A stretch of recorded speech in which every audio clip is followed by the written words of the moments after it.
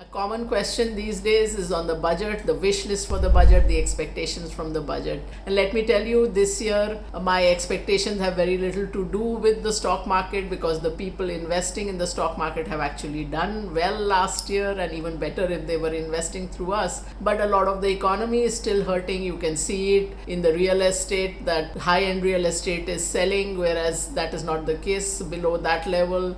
If you look at two-wheelers versus four-wheelers, high-end cars are selling, but two-wheelers are not, which are at a 10-year low in terms of sales, and so on. You look at unemployment numbers, you actually see agricultural employment going up, which means disguised unemployment is going up. So as far as the government is concerned, I would like the priorities to be long-term: employment, education, health. And employment, of course, has a synergy with infrastructure, because infrastructure building is one area where you do employ a lot of labor.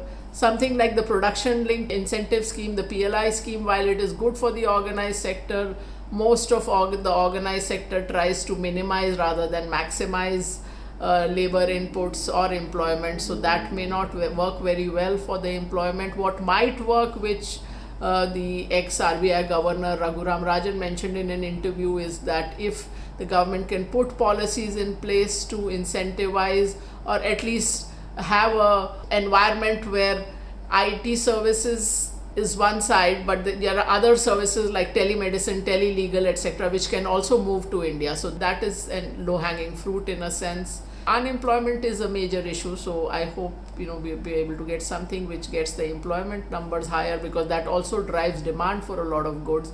Education, a lot of children out of the school system and without smart devices at home or educated parents at home, that can cause a large number of children to drop out of the system, something to be prevented. So those are the focus areas which, as I said, may not have immediate benefit for the stock market, but are very, very important for the long-term health of the country.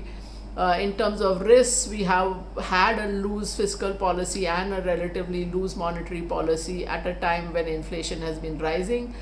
So that can have a fallout. It can have a fallout in terms of currency. It can have a fallout in terms of entrenched inflation expectations. So those are things to watch out for. So let us see what the finance minister has in store for us. Looking forward to it.